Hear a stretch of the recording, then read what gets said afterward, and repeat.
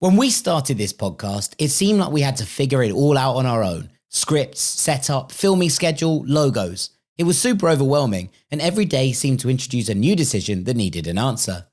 When you're starting off with something new, it seems like your to-do list keeps growing every day with new tasks, and that list can easily begin to overrun your life. Finding the right tool that not only helps you out, but simplifies everything can be such a game changer. For millions of businesses, that tool is Shopify. Shopify is the commerce platform behind millions of businesses around the world and 10% of all e-commerce in the US, from household names like Allbirds and Gymshark to brands just getting started. Get started with your own design studio. With hundreds of ready-to-use templates, Shopify helps you build a beautiful online store to match your brand's style. Accelerate your content creation. Shopify is packed with helpful AI tools that write product descriptions, page headlines, and even enhance your product photography. Get the word out like you have a marketing team behind you. Easily create email and social media campaigns wherever your customers are scrolling or strolling. And best yet, Shopify is your commerce expert with world-class expertise in everything from managing inventory to international shipping to processing returns and beyond. If you're ready to sell, you're ready for Shopify. Turn your big business idea into with Shopify on your side. Sign up for your $1 per month trial and start selling today at shopify.com/ranks. Go to shopify.com/ranks. That's shopify.com/ranks. Hello, this is international football commentator Derek Ray, and you're listening to the Ranks FC podcast.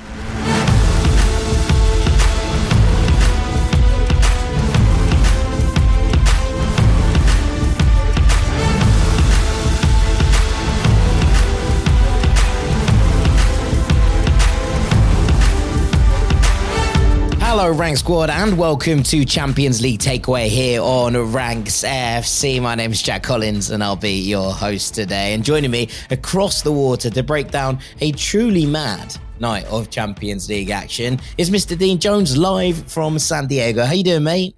Hello, mate. Yeah, I'm good. I mean, I've got an easier job on these days than you do, because I just watch a game in the morning, a game at lunchtime, and that's me. But you're there, 10 o'clock at night, watching 8 games, and there's a goal every minute. So, like, I definitely got, the easy gig here, mate. So, more importantly, how are you? And is your laptop still working with all the steam coming off your keyboard? Yeah, I've made a lot of notes, is basically what I'd say. I had sort of 3 laptops going. I had the Arsenal radio commentary on my phone. There was all sorts of things happening at the same time. But I feel like I've got across these games, and it's been incredible. 43 goals across 9 games today in the Champions League. That is 4.77 on average per game. Pure lunacy. And 6 teams scored 4 or more goals. Only 6 teams scored 1 or less. And 2 of those were in a 0-0 draw, which we'll ultimately do right at the end of this podcast. Farmers League, mate. Not only was it the games with the least, the game with the least kind of draw from a name perspective in Kairat Almaty against Paphos, but it also turned out to be the only game without a goal. So plenty to get through, I think, is the truth of the matter. But you're going to start us off at the Emirates, where Arsenal won 4-0 against Atletico Madrid. And I suppose the question to you, and for anyone who hasn't caught this, was this as easy as it looked? No, definitely not. Arsenal 4-0 winners, but it wasn't that sort of game, really. It doesn't reflect what the game was over 90 minutes. It was interesting, though. Arsenal have definitely grown up this season. That's what I feel like watching a game like this. It was a really good contest, and the teams were kind of feeling each other out across the first half. There were opportunities for both. And I always felt that Arsenal had a slight control, but it was just unclear exactly how they were going to get the edge. How are they going to find that breakthrough? And as the game wore on, you're genuinely thinking it's just one of those games where Atleti managed to do what Atleti do. But of course, this is set-piece FC. And so, of course, we should have all predicted that the way that they find the breakthrough is through a tried and tested combination. They get a free kick, Declan Rice puts the ball down, glides it over, and Gabriel takes care of it from there. 1-0 to the Arsenal, and you're like, it's like obviously a roar around the Emirates, but it's also a roar of relief, if you like, because okay, the goals come. Now can we see it off? And they did, because it was over 13 minutes. Arsenal scored 4 goals that put this game to bed. Martinelli got goal number 2. Gyökeres got goal number 3. Gyökeres got goal number 4. Now, Zubimendi's part in this, in terms of opening it up, is key, particularly in goal number 2. He's just the guy that sucks people in and then plays the little passes that get them out of there. I'll talk about more him in a minute. Gyökeres, goal number 3, is a little bit lucky. You know, he's in the right place, and he kind of needs a moment like this where he scores with a tackle, basically, and goalkeepers just doesn't know which way it's going to go, and it goes the other way. For Michael Elise for Bayern at the weekend, worked again for Gyökeres here. Yeah, I mean, I blame Joe Bellingham a little bit more so for the Michael Elise one, but yeah, it's similar. And then, goal number 4, Gyökeres at the far post as Gabriel heads it back across goal from a corner, tried and tested again from the Arsenal. Importantly, mate, 72 minutes, Zubimendi goes off, Gabriel goes off. Just wrap them in cotton wool. Wrap those 2 in cotton wool, because they are your MVPs at the moment. We said the other day on Patreon, we had a conversation. Hopefully most of you listened to it. We were breaking down what's wrong with Liverpool at the moment. And, you know, I said that Liverpool they've got too much going on at the moment. The players that they've got are coming in as like almost an embarrassment of riches, but they have the deepest squad. And then we talked a bit further and you compared it to Arsenal and you said, well, Arsenal don't really have any flaws in their squad. And I kind of said, I beg to differ a bit, because I feel like you take Gabriel or Zubimendi out that team and they're not the same. And as I watched this, I was like, this is kind of proving that point, because I do feel like these 2 are genuinely irreplaceable. Not completely physically, because they've got actual figures that could go into those positions and do fine. But the way that Gabriel not just defends, but finds his way onto 90% of set pieces. His head is just there. Well, the 4th goal as well, right? Like, it's Gabriel's header back across that sets it up. Yeah. And it's incredible. I mean, look, just on that point, and while we're talking about set pieces, it's worth pointing out that, one, this is just not only an incredible strength, but Arsenal have taken advantage of the fact that Arteta set them up in order to, dominate in the final third, to win set pieces, to get into those areas, right? And so they're getting more set pieces than most teams. They're just unbelievably effective at them. And, yes, there are elements of that people will scoff at, but that's fine. Whilst it's winning them games, it doesn't matter. And I think that just generally, they have to get into those areas to win the set pieces in the first place. And look, I'm sure Atleti will have plenty of gripes around the first goal here and the Llorente thing where Martinelli spins into him and buys a free kick to an extent. I still think it's a free kick, right? I'm not getting against that at all. But I think that, you buy that to an extent, and that will frustrate them because they're probably trying to limit the amount that Arsenal can get into those areas, but actually winning them over and over again, winning the corners, winning the free kicks, etc. Yeah, it's a super strength that Gabriel gets on the end of absolutely everything, but you've still got to get into those areas. And Arsenal have made a real show and a real kind of thing of winning them on a regular basis and then getting on the end of them and making them count. That's a strength. And I think sometimes people frame it as a weakness. I really don't think it is. It's definitely not a weakness. Yeah. It's just an unbelievable thing to have in their locker. So yeah, look, 4-0 is flattering in some ways because it doesn't reflect the full game.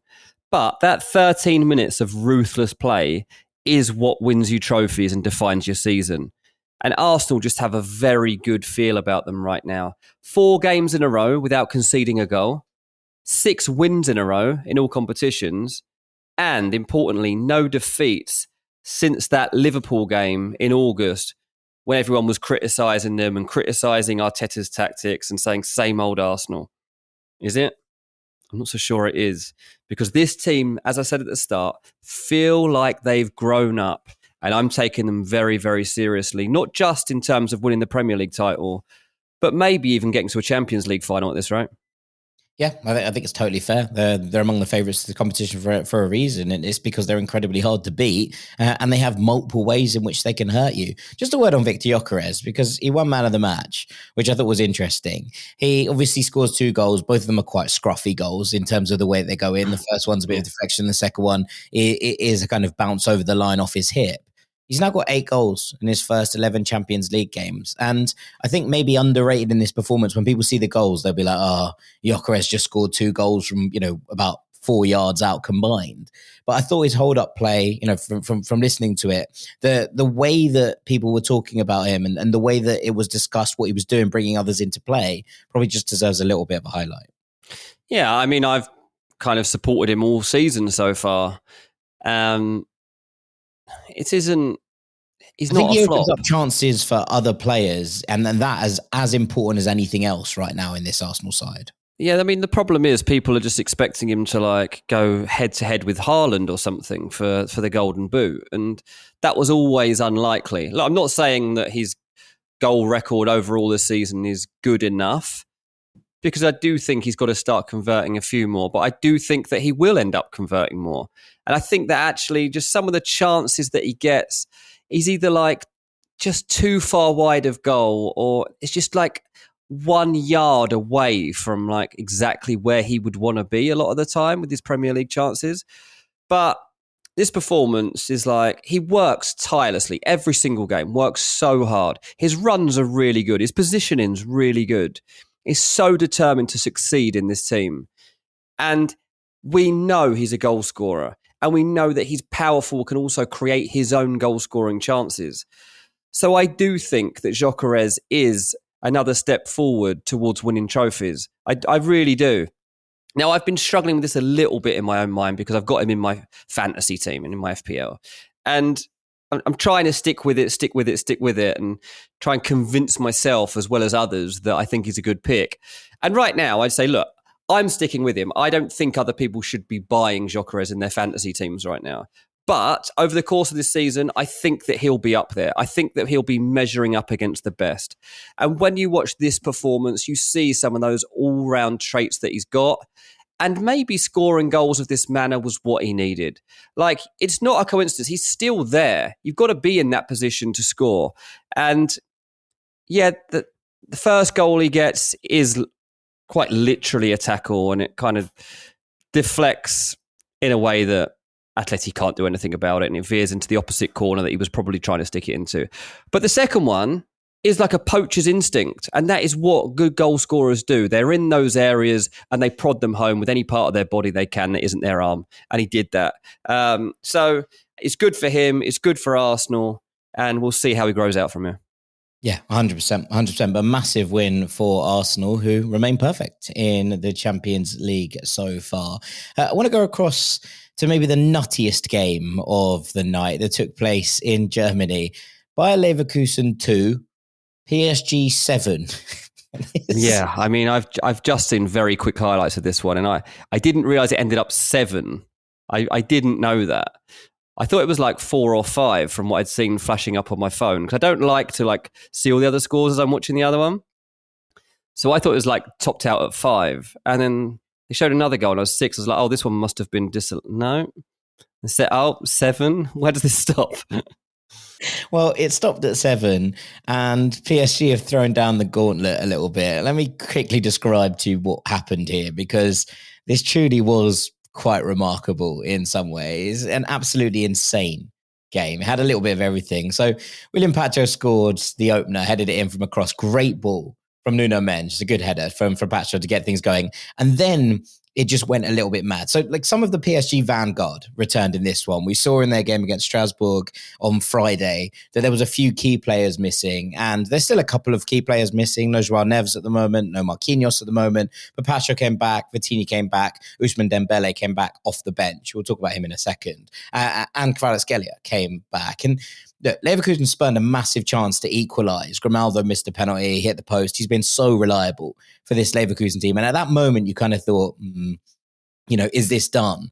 It just felt like he rushed it a little bit after a bit of a wait for a VAR check. He smacked it into the upright after kind of very short run up, which is a little bit unlike him. And PSG hit the post at the other end with Miulu coming close. And then the sort of first real flashpoint of the game takes place. Robert Andrich, who was the captain for Bayer Leverkusen, he was sent off after about half an hour for a leading elbow on Desiree Doué. And it looked at that point like it was pretty much game over. PSG 1 up and a man up. And you're thinking, okay, are they going to just run absolute riot here? But it flipped again a couple of times because just a couple of minutes later, Christian Kofi ran in behind. He was pulled back by Zabani, who was already on a yellow card for the original penalty decision. And he was sent off, direct red card for basically a last man challenge. And Alex Garcia took the ball off Grimaldo and was like, no, this one for me, I'm afraid, pal. And he tucked it away, 1-1, 10 men each. And you're like, okay, hang on. From about 30 seconds ago, I thought this game was dead. And suddenly it's 1-1 and it's all been leveled up in terms of personnel. But you know what? Mark of Champions, PSG, the game opens up and look, maybe a game like this suits them, right? Because 1-on-1, they're better than pretty much every other team on the planet. And they have such brilliant individual soloists that games open up in this kind of regard. So Kvara and Doué combined and Doué takes the ball in the box. He slots it home so calmly into the opposite corner. And PSG sort of like go for the throat at that moment, right? Because with 4 teenagers on the pitch, 2 on each side, and you're thinking, okay, this could go a bit anywhere, considering there is now 10 men on each side. And, Kvara adds another one in joyful style. He gets the ball on a rebound. He gets a little bit lucky with the bounce. But then the strike hits both posts, the inside of both posts, before it finally nestles in the back of the net. And then they kill the game before half-time. Kvara, again, running through the middle. He passes the ball over to Doué, who takes sort of one touch outside the area and curls a beauty into the far corner. And at this point, you're like, are they just having their own sort of goal of the game competition as to who can actually score the best goal? And you're kind of looking at that. The second half played out a little bit as you might expect. PSG kept the ball, then unleashing with this kind of ferocious pace and these one-on-one specialists. And, Vitinha goes dancing through midfield and he releases an on-rushing Nuno Mendes through the middle. He strokes home the fifth. Maybe Mark Flecken should do a little bit better with this one. But I would say this, there is no other fullback in world football apart from maybe Achraf Hakimi, who would be in this position. It's Nuno Mendes literally streaking through the middle of the pitch. And you're like, hang on, you're watching it go through. You're like, who is that? Who's gone on that run? And you're like, oh, it's Nuno Mendes, he's the left back. And he's just come marauding through the middle of the pitch to actually get that goal. He's so effective and he's streets ahead of anybody else in that left back conversation right now. It's funny because then Leverkusen actually score a second. And this is perhaps the best of the lot. Alex Garcia sort of picks the ball up about 25, 30 yards from goal and just unleashes a howitzer into the top corner. It is a glorious strike, perhaps the best goal of the entire night, to be perfectly honest with you. Really, really good. But it was a strange moment because the game felt so done. Nobody really cared. Like Garcia was just that player and he kind of shrugged his shoulders in this one. He's a hell of a player though. And look, he was excellent at Girona and now he's part of this Leverkusen team. He's one of the midfielders that's been asked to kind of pick up the slack after Granit Xhaka's departure. He's a very, very talented footballer and I'd be still quite surprised if he doesn't make that Spain squad for the World Cup next summer. But as if it wasn't mental enough, PSG decided that this was the moment where they were going to throw on Ballon d'Or winner Ousmane Dembele. And he basically scored with almost his first touch after around an hour, tapping home. And with time running out, Vitinha fires home a seventh from the edge of the box to really lay down the gauntlet for everyone else. And look, I think you can take this performance and what's going on here with PSG with a little bit of a pinch of salt. There is an element of it where you're kind of looking at it and saying, okay, 10 men against 10 men with the pitch super stretched. You know that players like Doué and Kvaratskhelia and with Vitinha running everything in midfield again, there is always going to be an element of seeing PSG and going, okay, that's a game state or that they can exploit. So of course, you kind of have to look at the amount of goals they score here and say, okay, this isn't necessarily what we're going to see from PSG week in, week out. What I thought was remarkable about this performance was the intensity that they showed even with 10 men. And yes, okay, obviously you can bring on incredibly special players, in the latter half of this one. You can bring on the likes of Ousmane Dembele, who's just gone and won the Ballon d'Or, in order to come into these moments and make it all stick together. But I think that what PSG did here in a game that they had control of and then they lost control of and everything else kind of came back together and they had to go and win it all over again. Yes, in a state that suited them, but definitely still had to go and make sure that they got the job done. Those 3 goals between the sort of 38th and 45th minute to make sure that the game was killed stone dead that's a mark of champions as far as I'm concerned. And what they did in the second half, controlling it and just allowing these players the freedom of expression in a difficult period of PSG. They're not top of Ligue 1 at the moment. Marseille have overtaken them after that draw with Strasbourg. To just remind everyone that they are not going anywhere from a European perspective, I thought was really interesting. Yeah. I saw them kind of in the last two goals, all just kind of laughing between each other. Like it would just seem like a very strange playground football by the end, right? Fair enough. Yeah, it looked that way when by the time Vitinha and Dembele was scoring. It was just like just one of those days. Like this is just a weird old game, and we'll just take it for what it is. But obviously, as the champions, you want days like this where you show your authority, and they've clearly gone and done that. Yeah, but also Leverkusen on paper, and I know that Leverkusen having a weird season with Kasper Hjulman coming in and Ten Hag being sacked so early, but Leverkusen on paper is still one of the harder games away from home that PSG are going to face, and they've just dropped 7 goals on them. Like that's a mark, and it should be taken account of, I think. Yeah. I mean, I don't know. Obviously, the red card situation, like at the timing of it, still seems like it would have had significance, given just the way that it changed the game. I know that it's equal for both teams when you're both getting a red card, but I just feel like Leverkusen going down to 10 is just more harmful. It's just more harmful. You don't want to give PSG that kind of space, right? Like, you don't want to give them, especially when it's Andrich that goes. It's just like. That's tough to take. And I know PSG fans will say, well, we got lost Sabani, like he's our centre back and blah blah blah. It's like, man, you can deal with that. Deal with that. There's enough quality on the pitch to exactly, and you're going to be on the front. Yeah, so you have to consider that, but still, maybe 7's a bit of a stretch. It's a bit like a kids' game at that point.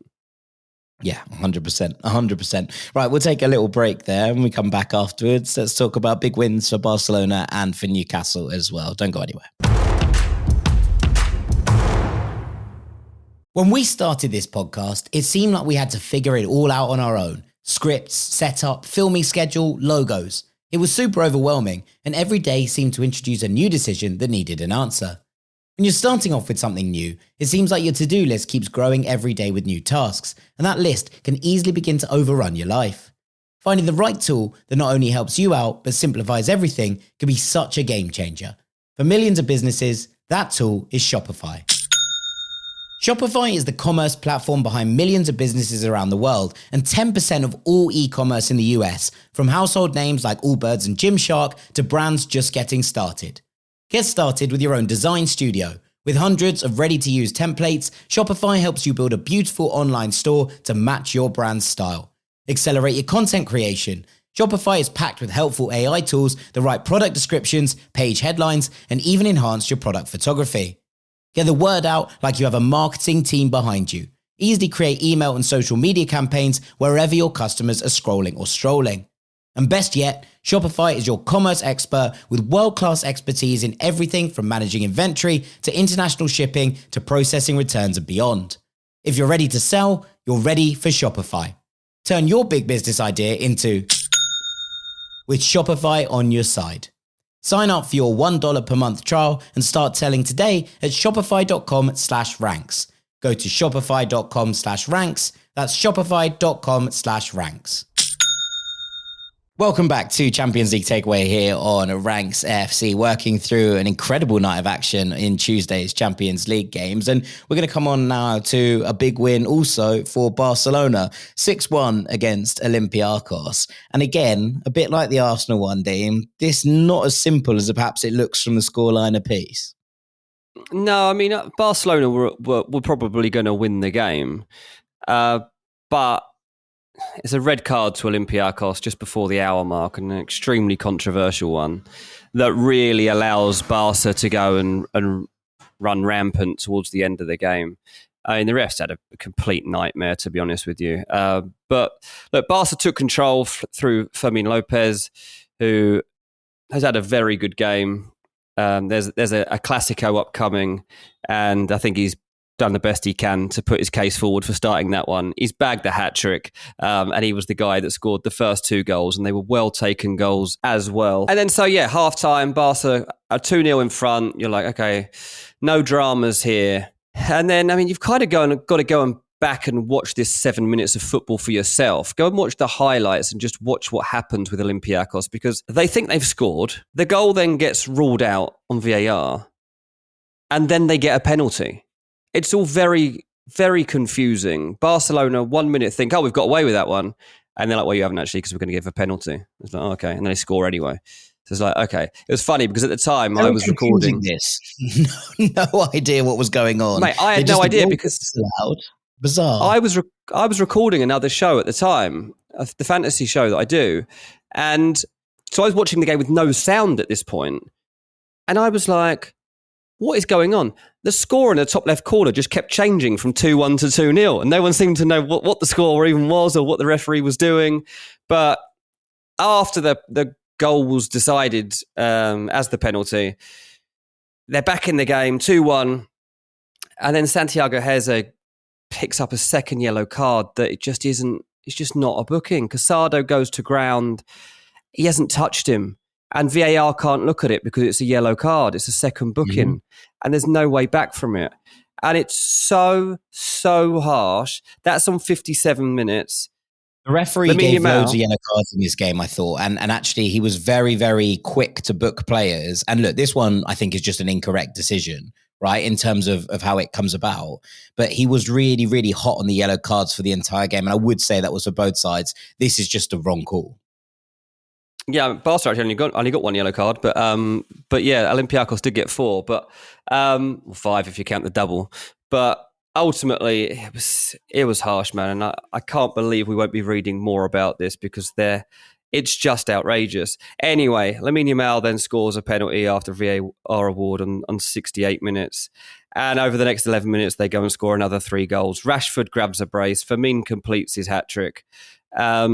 And the job's a good one. Rashford at 27 was the oldest player in the starting lineup for Barcelona. That's the stage we've all got to in our football watching life. Marcus Rashford is the oldest Barca player on the pitch. 1, it's bonkers he's playing for Barcelona. It still feels weird saying that. 2, it's weird to say that Rashford can be the oldest player on the pitch.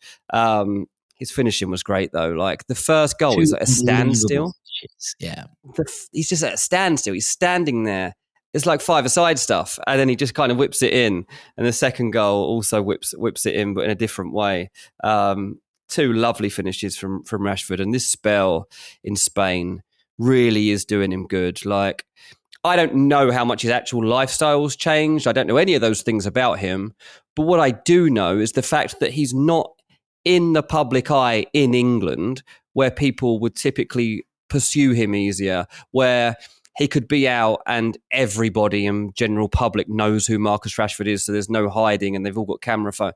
Like, he doesn't seem to be having to deal with that as much anymore. So maybe he can just get on with his life a bit more and just enjoy the situation that he's in. There's less pressure. There's all these things are just reduced for Marcus Rashford, except for, I guess, the expectation that he's got of himself, which is to go and earn a full-time contract with Barcelona. He believes he's going to be a Barca player long term. If he carries on doing this, he probably will be. But yeah, Barcelona 6, Olympiacos 1. Yeah, like the first game I spoke about, not quite as easy as it looks on the tin, but nevertheless, there's a quick blitz of goals that absolutely kills off an opponent and shows that, again, that's what it takes to be a contender for a trophy. Yeah, I mean, look, I think there's loads of positives from a Barcelona perspective. It wasn't as easy as it looked on paper, but Fermin dropping a hat-trick is really quite impressive. The first Spanish player ever to score a hat-trick for Barcelona, which is a really big one in the Champions League, which I think is very cool. But also, I like the way, just to talk about Fermin, like, in the way that he even plays, like, he's just got, like, in this team, it's obviously like Barca are always superstars, and you're always talking about Lamine or Rafinha last season when he had his big time, and Rashford coming in, and these are the guys that are always going to get the attention. But you always need other players in those big teams that kind of just do their job quietly. And for me, the way that he can kind of he just drifts into these positions, right, and he just does it effortlessly almost. It just feels like he'll work really hard for the team. He's not looking for glory. He's not looking for everybody to applaud him. He's not looking for accolades. He'll just work really hard to make sure he's in the team. He'll go and win the ball back for you. But at the same time, he will work in tandem with those superstars to, one, make them look good, but two, to make sure their hard work isn't for nothing. Because he's turning up in those spaces where you want to make sure that, they turn into goals. Yeah, 100%. 100%. Look, I think in terms of, everything else, they were able to not have to bring Ferran Torres on, who you'd imagine might well start through the middle in the Clasico at the weekend. They were able to just leave him on the bench and make sure that he can have that extra recovery time. For with his work rate coming in there, and we've talked a little bit about this already on Patreon, but the fact is that Barcelona have looked a little bit ropey from a backline perspective, not just because there are a couple of players missing. That's obviously one part of it, but also because the pressure on the ball wasn't there on the weekend, after the first 20 minutes or so against Girona. Well, Fermin is going to bring you that every single time, as is Ferran, right? So if you can get those two into the starting lineup against Real Madrid, you change the way that game works from a kind of forward pressing perspective. I thought that Joe Fernandez did really well. I didn't think that Tony Fernandez was excellent against Girona, but I thought that Joe did really well here. He obviously gets his assist for Firmín's second, which is a nice moment for him in just his second start, I believe, for Barcelona. But you're seeing that Pedri went off for the last 10 minutes. So, as you were saying about Zubimendi, you can wrap in a little bit of cotton wool. They did the same with Alex Balde, bringing Gerard Martin on. He gets an assist for Rashford. But more than that, you're keeping Balde safe and protected when we know that he's working his way back from injury as well. And Lamine Yamal goes off, with 10, 15 minutes to play as well. And that for me is the kind of way that Barcelona were able to kind of turn this in their favour. Yes, the red card helps them, obviously. And I feel for Santiago Heza, who's a really, really good player and someone I really like. And I can see him having a move to one of the bigger clubs in Europe at some point in his career. But the way that Barcelona stepped on, Olympiacos' throat here, and after they'd battled hard, but, had been unlucky in terms of the decision, you've got to take those opportunities when they're given to you. And Barcelona did that with aplomb in a way that we haven't seen other teams do it at times as well. So I think huge positives from them in that perspective. I wanted to come on now to Newcastle, who won 3-0 against Benfica.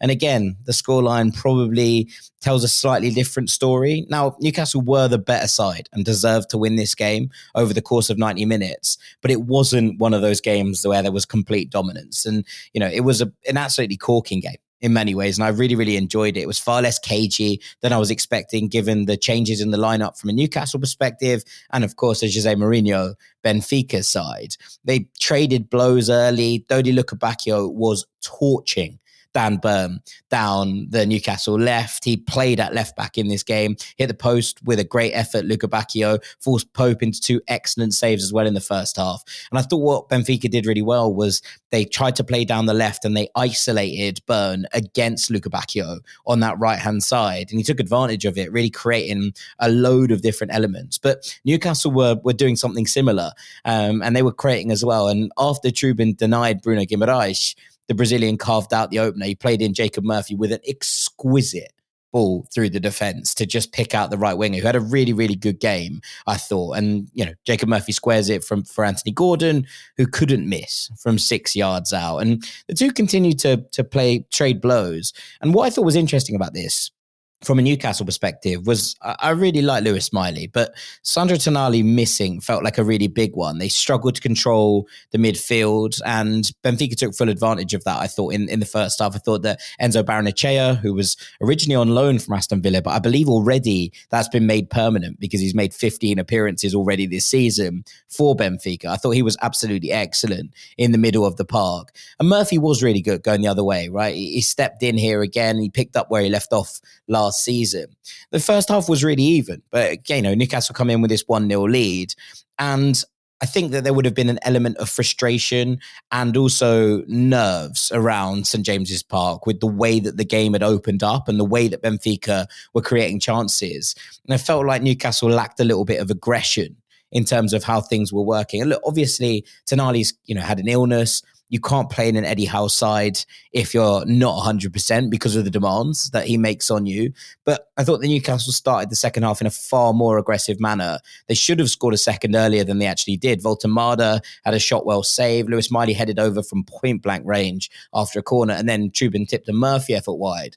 But they score this brilliant, brilliant second goal. And Dean, you will absolutely love the way that this came about. Nick Pope picking the ball up from a corner and launches a throw. And I mean launches. He like takes a run up. The ball's like by his feet with his arm down there. And he just basically like chucks it as far as he can. It bounces.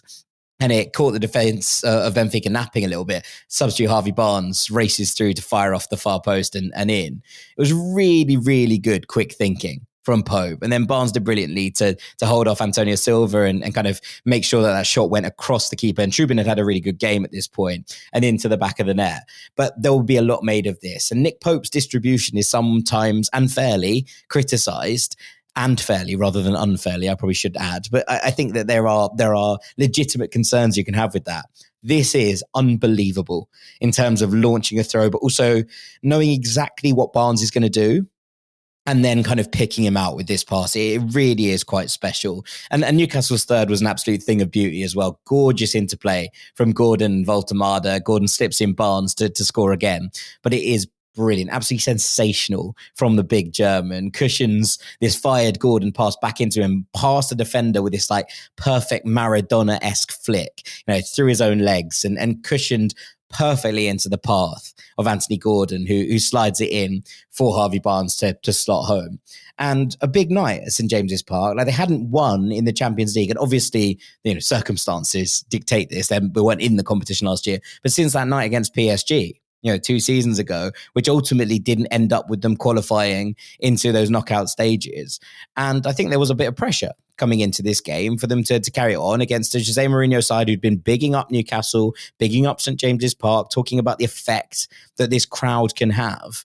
And yet, they were able to hang on at times from, some interesting Benfica attacks that really did kind of challenge them to make things happen. And then they find these goals in different ways. The 3 goals come from very different scenarios. But Newcastle are starting to find their groove and they're starting to find out exactly how this team works. And another very, very big performance from Nick Voltemada. Very impressive. Yeah, I mean, I don't know why you've got such a big smile on your face, mate. They're playing Fulham at the weekend. Oh, I know, but I'm taking some hope from the fact that, obviously Brighton did a job on them in the Premier League. But it does feel like this style is quite suited to actually Champions League games, especially when they open up like this. Yeah, maybe. We'll wait to see. I hope you're right. But yeah, it's a bit worrying to me, Gordon and Barnes being the two that are on the score sheet for this one. He's obviously trying very carefully to balance the minutes. Jacob Murphy is such an important player and just has this absolute art of being able to put chances on a plate for people. Voltemada's come into the team. Look, I keep saying I haven't seen this game obviously yet, but he hasn't been perfect so far, but in terms of fitting in and working hard and trying to make it work, he's been great. And like the fact he makes other players around him better as well as being important himself. And I think that's a really, really good trait. Yeah, exactly. I mean, what we're waiting to see if it's a flaw of the team is obviously the fullbacks, Dan Burn and Kieran Trippier. They've got Lewis Hall and Livramento out at the moment and for a while. So, if you're an opposing team, you're hoping that those areas prove to be vulnerabilities, but I don't know. Maybe it's not always. No, I mean, look, Dan Burn did look like a vulnerability in the first half in particular, I think. And if you get him isolated, then, players like Luca Bacchio, who's an incredible player in his own right? And was at Sevilla last year and one of the very few bright sparks in that team, ended up going to Benfica and has kind of nailed down that spot on the right-hand side for himself now. I think that the centre-backs remain quite strong from a Newcastle perspective. Vangelis Pavlidis didn't have much of a sniff in this game, and he is a very, very good player and has proved that time and time again. in the Champions League. So I think there's, things that you can look at, and there are positives and negatives to this performance, but people will be leaving St James's Park very, very happy tonight. And, after Mourinho said this is not a crowd that comes to support their team, this is a crowd that comes to kick every ball and play every minute alongside their team. I thought they showed up in great voice tonight as well. And obviously at the home of his old mentor, Sir Bobby Robson, Mourinho handed a little bit of a lesson in the Champions League as well by a very, very good Newcastle side, especially in the second half when they took control of this one. I thought they were very impressive. Yeah, very good. Well done, Eddie Howe. Yes, well done, Eddie Howe, indeed. Right, we'll take another break there, and when we come back, going to wrap up everything else that happened in the Champions League as well. Stick with us here on Ranks FC. When we started this podcast, it seemed like we had to figure it all out on our own. Scripts, setup, filming schedule, logos. It was super overwhelming, and every day seemed to introduce a new decision that needed an answer. When you're starting off with something new, it seems like your to-do list keeps growing every day with new tasks, and that list can easily begin to overrun your life. Finding the right tool that not only helps you out, but simplifies everything can be such a game changer. For millions of businesses, that tool is Shopify. Shopify is the commerce platform behind millions of businesses around the world and 10% of all e-commerce in the US, from household names like Allbirds and Gymshark to brands just getting started. Get started with your own design studio. With hundreds of ready-to-use templates, Shopify helps you build a beautiful online store to match your brand's style. Accelerate your content creation. Shopify is packed with helpful AI tools that write product descriptions, page headlines, and even enhance your product photography. Get the word out like you have a marketing team behind you. Easily create email and social media campaigns wherever your customers are scrolling or strolling. And best yet, Shopify is your commerce expert with world-class expertise in everything from managing inventory to international shipping to processing returns and beyond. If you're ready to sell, you're ready for Shopify. Turn your big business idea into with Shopify on your side. Sign up for your $1 per month trial and start selling today at shopify.com/ranks. Go to shopify.com/ranks. That's shopify.com/ranks. Welcome back to Ranks FC. Strap yourselves in. Jack, you take a deep breath because you have a lot of explaining to do about what happened in all the other Champions League games that I haven't seen. Yeah, 5 other games to get through here. And look, a lot of excitement, a lot of goals as well to talk about. So I think it's probably best to start in Eindhoven. PSV 6. Napoli 2. I'll walk you through the game and then I'll give you some general thoughts about Napoli in particular. But it was, the first half of this was a really good battle. PSV missed a big chance early on when Goose Till headed straight at the keeper, and Napoli took advantage of that. Scott McTominay returning to the team after missing the loss to Torino at the weekend, returning with a bullet header to kind of show the Dutchman how it was done. Really, really great cross from Spinazzola as well, but a fantastic header from Scott McTominay coming back. PSV hit back, and Perisic was like, anything you can do, I can do better. Gorgeous cross from him into this attack by Till, but it actually hit Buongiorno and looped into the Napoli net. And then Napoli just seemingly forgot how to defend. They threw everyone forward as if it was like the 93rd minute and they were chasing a game. And they got caught on the break with absolutely zero defenders back. It was one of the most bizarre things I've seen in ages. In like the 40s. Sounds like my under 10 team. It was really strange because look, Goose Till gets the ball in his own box and he's like almost looking at it confused. He feeds Saibari and Saibari's inside his own half and just runs clear on goal, lifts it over the goalkeeper. Conte will be absolutely fuming with his defensive line for what happened here. And Napoli then came out firing in the second half, and they get stung by this brilliant PSV move about 10 minutes into the second half. They work it down the right, and Napoli are sort of scrambling defensively. And I've got questions about this kind of generally, but Mauro Junior, who's playing at right back, danced down the edge of the box, pulled it back for Dennis Mann, and he touched it through the defender's legs into the far corner. Dennis Mann deserved this. I thought he was absolutely excellent for PSV throughout, and he's starting to kind of really make an impact on this team. Really, really good player and was excellent at Parma. I'm glad he's kind of got a move that's continuing to showcase his brilliance in many ways. PSV then hit the post through Jody Scouten as they push for this fourth. And Napoli are all over the place from a defensive perspective at this point. And look, these are the notes that I wrote. I'm going to read you out them in the order that I wrote them. Okay. Rank your notes. Yeah, Lorenzo Luca is deputizing for Højlund and, of course, Lukaku at the moment, and he just doesn't look up to it. And I wrote this, and I thought selling Raspadori and maybe Gio Simeone, who scored against them at the weekend in the summer, looks like it might have been a bit of a mistake in hindsight. And he then got sent off. I wrote that before he decided to get sent off for what appears like dissent, because there's no challenge. And basically, he gets not taken down in the box, perfectly fair tackle. And he looks at the referee and he starts making crazy loop noises or signals with his hand. And I think the referee has sent him off for saying the referee is mental. And I think that's the kind of moment that you're looking at, because he starts going with the kind of swirly finger around his temple. And I'm like, but there's no other reason to send him off in this situation. It hasn't been revealed yet exactly what it's been done for, but we'll see that obviously in the post-match. And PSV then rubs salt in these Neapolitan wounds with a fourth. Dennis Mann again, this time with a wonder strike. He cuts in off that right-hand side and rifles one into the near corner. And at that point, it was 4-1, and I wrote, PSV's first win of the competition this season. At that moment, it all goes a bit nuts again. Napoli scored his consolation when Scott McTominay heads one in from a corner.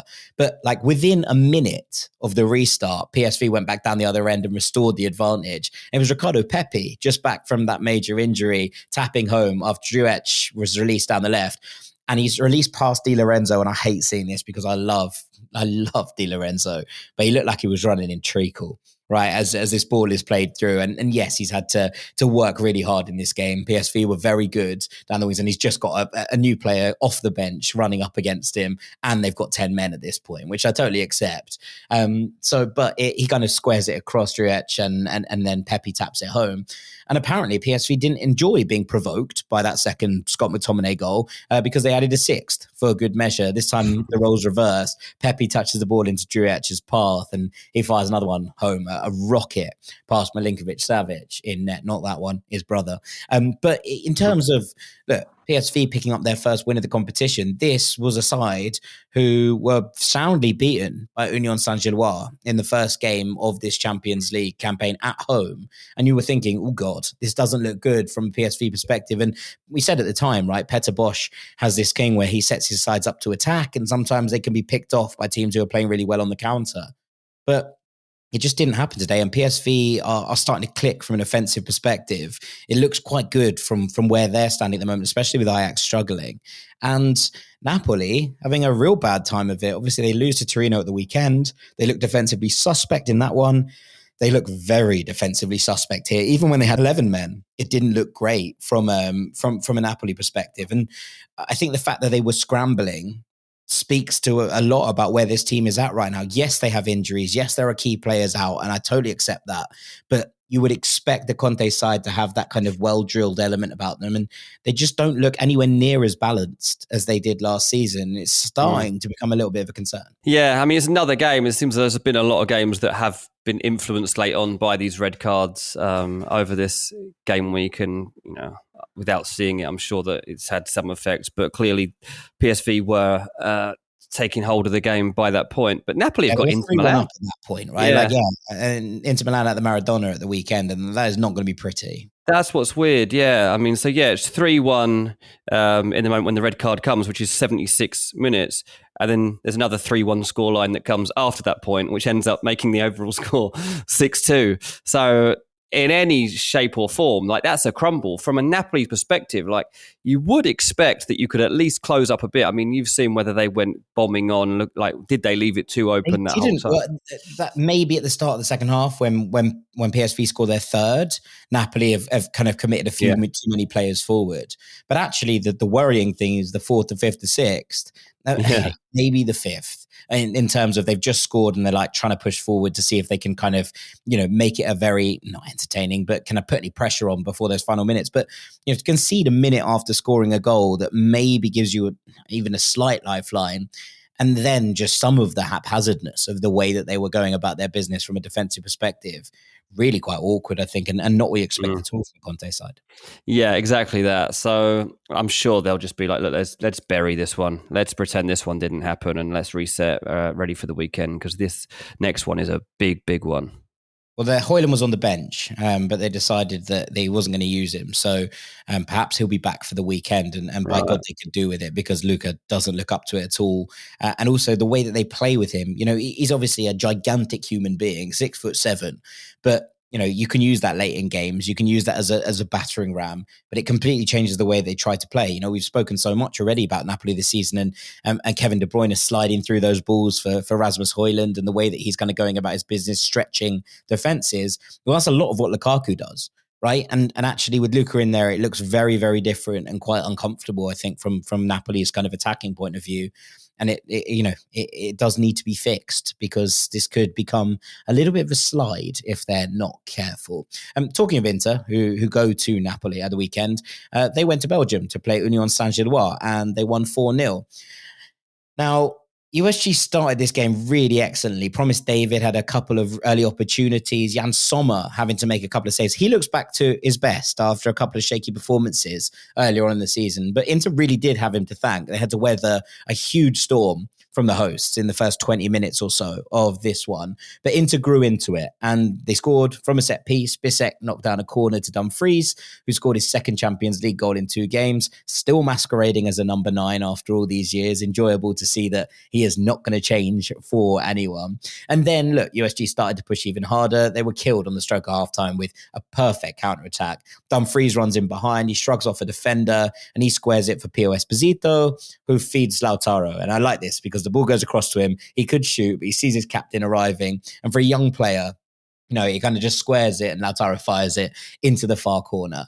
And at that point, you're like, okay, probably game done, because Inter are quite comfortable sitting in deep. And whilst that first 20 minutes was a little bit kind of a storm they had to weather, as I say, it did feel like the game was then in their hands, and they were able to sort of launch these counterattacks. And they made it safe pretty quickly after the break. Silly penalty given away from Kevin McAllister for a raised hand that hit Lautaro's header. And obviously, Hakan Çalhanoğlu didn't miss the penalty. He never misses penalties. 3-0 and job done.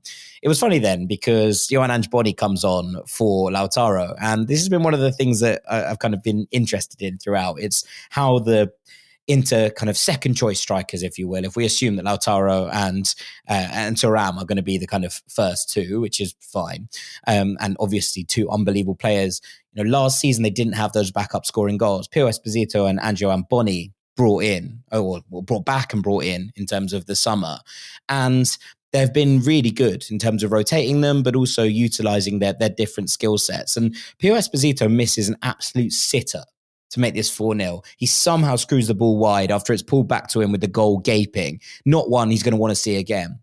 But the best trait in a striker is to forget it and finish the next one. And that's exactly what he did. Boni came on for Lautaro, and he sets up Esposito to slide in a fourth and make it a lot easier to swallow the first miss. I love watching Pio Esposito. He's having a brilliant breakout campaign after he excelled last season on loan in Serie B with Spezia. He's a real talent. And I think that what Kiwi was doing really, really well, I've said this on Patreon before, but what he's doing really, really well is rotating these strikers and allowing them to play in their actual skill sets. He's finding combinations. Lautaro and Pio Esposito work really well together, but also they're quite similar in terms of their profiles. That's starting to click in a way that I don't think it did last season. And it is a really important bit for Inter.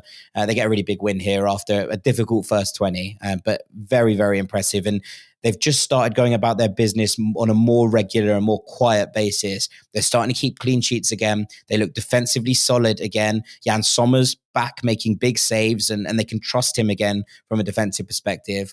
And the goals are coming at the other end from the players they want them to be coming from. It's really good stuff. Yeah, complete opposite to what you were just talking about for Napoli. So there's that to consider. Very interesting. This big win. Yeah, a very, very big win. We'll go to Spain quickly. Manchester City won 2-0 at El Madrigal against Villarreal. And to be honest, this was about as routine as it gets from a City perspective.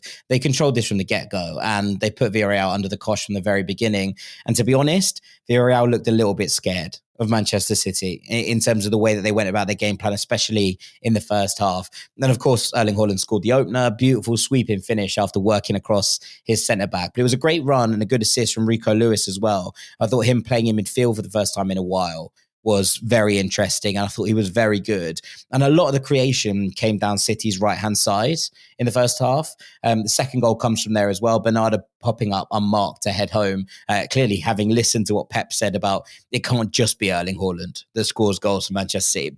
The captain stepped up and went, "You're right, I'll get one here." He gets unmarked from a header. I don't know what the defence are doing at that point, but a good cross from Savinho as well. And that Savinho and Rico Lewis and Mateus trident down City's right combined really well. And I thought they rotated positions nicely as well. So something to keep an eye on, I think, from a City perspective, the way that Rico Lewis played in midfield, but was able to kind of rotate with Mateus at times. And that opened up a lot of space for Savinho to attack.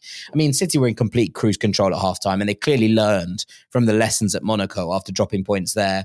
And Villarreal couldn't really find any sort of foothold in the second half. City dominated the ball, kept it very clean. A little bit of a shame for Nico Gonzalez. He went off with an injury. He might be okay long term because he was sitting on the bench rather than going down the tunnel, although he did have some ice on his leg. But he's been in really good form in the last couple of games, and I think that's gone a little bit under the radar. Villarreal created a little bit more with about 20 minutes left. Pape Gueye forced a save. Pepe fired narrowly wide, but no real avail. I didn't feel like City were really under the pump at any given point. And Haaland could and probably should have had a second on the night. But some good goalkeeping from Luis Jr. I thought that Savinho was absolutely electric. First on the right and then on the left after Oscar Bob came on, switched sides. And I thought he was really impressive on both, made things happen. And he feels like he's growing into it a little bit this season at City as well. And Doku is a menace, but equally he blows hot and cold. I think that if Savinho can find some consistent form, it'll be a good thing from a City perspective, but relatively routine. Yeah, you've just been waiting for Savinho to show that he gets it. Does he get what it is to play for Man City? And I know they play differently this season to they have any time really under Pep, but it does seem like this season it's clicking. I was surprised when they gave him a new contract, and when they refused to sell him to Tottenham, I was like, really? I think I'd take 70 odd million for Savinho right now. But they decided it was absolutely not something they wanted to do. They decided to tie him down to a new contract. And with all that in mind, you've got to assume that Savinho is going to be a big part of the next gen of Man City that comes through. He got man of the match, didn't he? So that seems like... Yeah, and rightly so as well. Yeah, so it feels like, he's starting to show that he understands what it takes to cut it in this team. Yeah, 100%. Like, very good from City, but also very comfortable throughout. And whilst there was a little bit of late Villarreal pressure, it feels like the game really got away from them in the first half, and City were just able to sit on it and control it in the second in a way that they didn't really need to push for more. There was a bit of a nutty game as well at Parken. Copenhagen 2, Dortmund 4. Felix Nemetcha with the opener, a brilliant strike from him after a Joe Bellingham assist. I thought we'd come back to him at some point over the course of this show. Absolutely rifles it into the roof of the net, but Dortmund didn't really press home their advantage in the first half, and they were stung by a sort of blast from the past in some ways because they'd quietened Parken early, and we know how cool and how loud that stadium can get. But it started to get going as they didn't really kind of force it home. And when the ball fell to former BVB wunderkind Yusuf Moukoko from a set piece, he rifled one at goal. It was blocked. But in the chaos in the 6-yard box, Valdemar Anton somehow screwed the ball into his own net whilst lying prone on the floor. It's very, very odd. One of the weirder goals you'll see in the Champions League season as a whole, I thought. But actually, Copenhagen were relatively good value, I thought, for the equaliser. They were a little bit lost at sea first 20 minutes, but they grew into it. And I thought that Achuri on their left-hand side looked really lively. He had a great battle with Jan Kauto, who was playing at right wing-back for this Borussia Dortmund side. Second half was a bit cagier. Dortmund had a lot of the ball, but Copenhagen felt a bit more settled from a defensive perspective. But they shot themselves in the foot multiple times. So first they gave away a penalty for shirt pulling on Girassi at a corner. Completely the correct decision. And Ben Sebaini made no mistake from the spot. Very cool, very calm, very collected, very Jorginho in his penalty approach. The kind of hop, skip and jump and slotting it down the middle. And I thought it was interesting, no fighting this time over the spot kick. You remember when we talked about Borussia Dortmund a couple of weeks ago, it was Bensebaini and Girassi having a bit of a ding-dong over who was going to take the spot kick. Bensebaini got that one. He scored it. He's obviously now kind of designated penalty taker because there was no complaints, and he put it away very, very comfortably. And then Nemecha made sure, with about 15 minutes to play, Copenhagen just basically giving the ball away on the edge of their own box. Clem just sort of trying to play this lofted pass out to the wing. It just gets chested down, and basically Nemecha picks it up, the second ball, and wrong foots the keeper. Weird strike. It looked like it got a deflection, but actually it didn't. Copenhagen did get a late consolation after Fabio Silva had put the icing on the Dortmund cake. He fired a volley after a bit of pinball in the area after coming on. But the Copenhagen consolation goal was maybe more interesting. It came from a youngster, 17-year-old Viktor Gyökeres from Iceland, with a really good header, actually. It's clawed away by Kerbal, but it's already gone over the line. And he only made his Copenhagen debut last Friday. Today, he became the third youngest goal scorer in Champions League history. So a good couple of days for the youngster, and nice to see another one breaking through at Copenhagen. Bear in mind, if Yusuf Moukoko is the older or statesman of these two players, they've really got some fun youth bits and bobs going on in that regard. So Daderson, one to keep an eye on, a name perhaps for you to keep track of over the next couple of years. But I wanted to talk about Bellingham quickly, because Joe Bellingham still looks a bit off it from a technical perspective. He still looks a little bit clumsy with the ball, but he is barreling around and making things happen. And after, obviously, the frustration with what happened at the weekend in the Classica, I thought that this was a good performance from him. And the fact that he was able to get around that midfield, he used his physicality really well. I thought this was much more impressive from him. And look, it's going to take time for him to settle in. And there's obviously a little bit of kind of chat going around at the moment. Sunderland fans be like, we got 30 million for this guy. A bit of those comparisons to his brother, which are never particularly helpful. And one of the reasons I wasn't sure that Dortmund was the right fit for Joe Bellingham. This was a better performance, and I think he probably deserves some credit for the way he went about his business here. Dortmund have now scored 12 goals in 3 Champions League games, Dave. They've scored 4 in every single game. They look very sharp offensively at the very least. Yeah. I mean, I think there's been a bit of nonsense around Joe Bellingham, to be honest with you. I mean, there was reports, he's already like having fallouts. He's ready to look for a club in January. Oh, Man United are looking at Joe Bellingham. No, they're not. No, he's not. Everything's fine.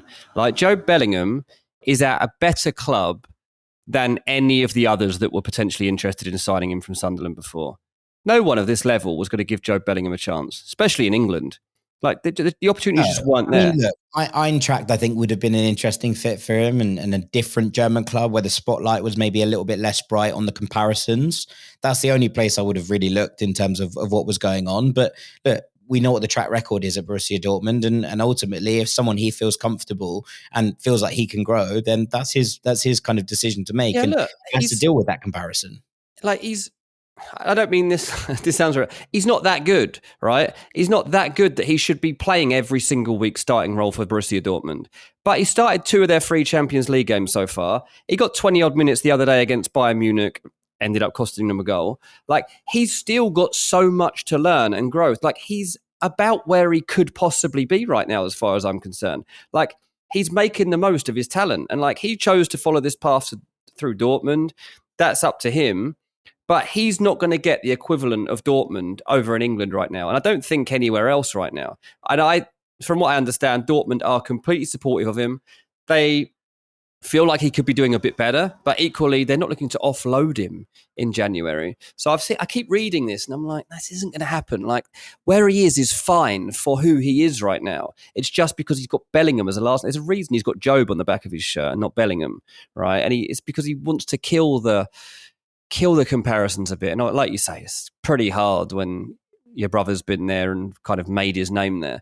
But let's see how he goes. I'm pleased to see that he's got through another Champions League game and had a positive impact on the game rather than a negative one.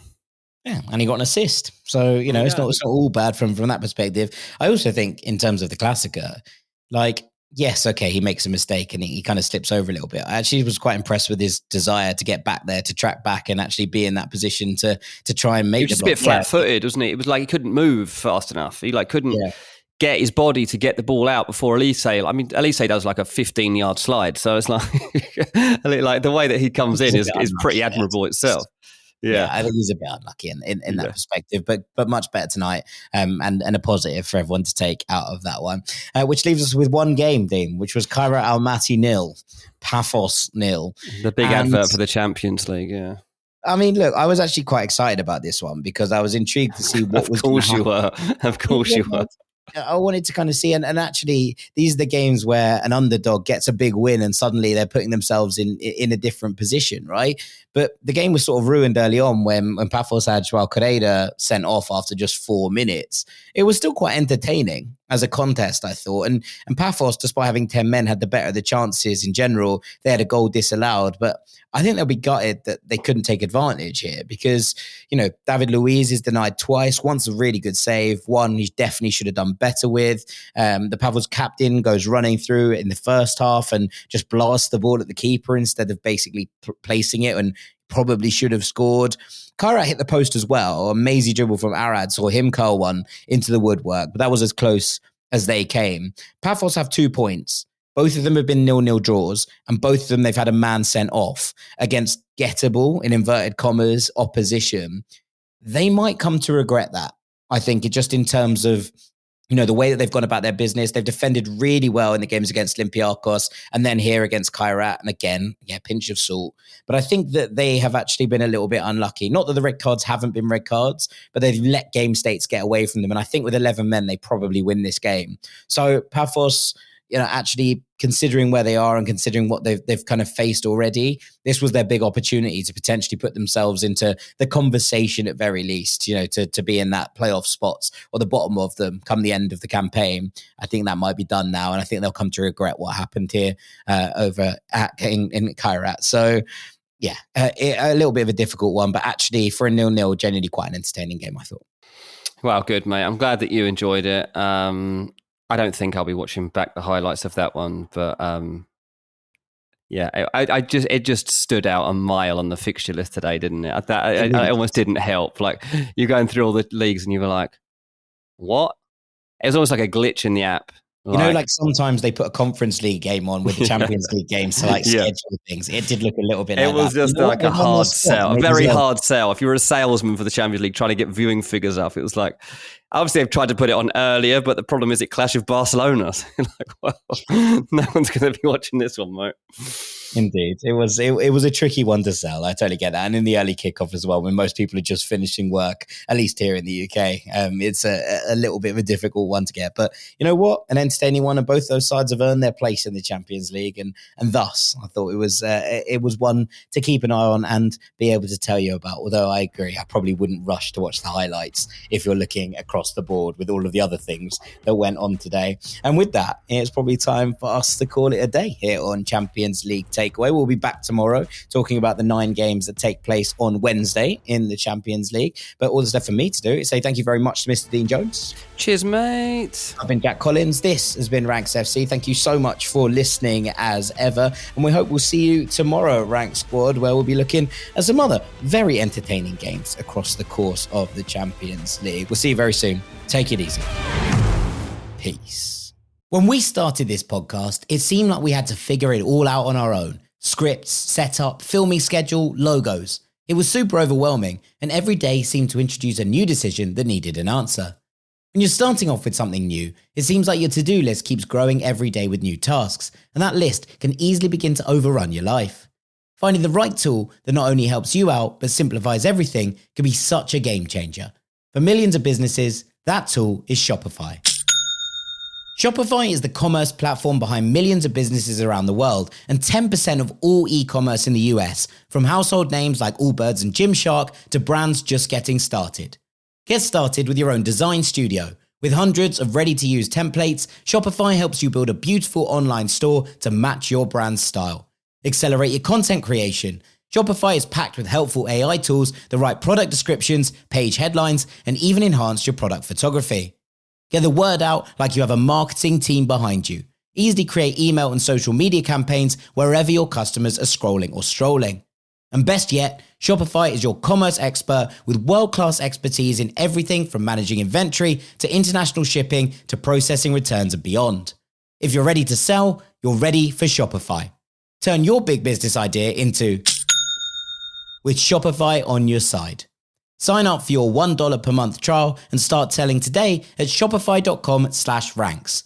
Go to shopify.com/ranks. That's shopify.com/ranks.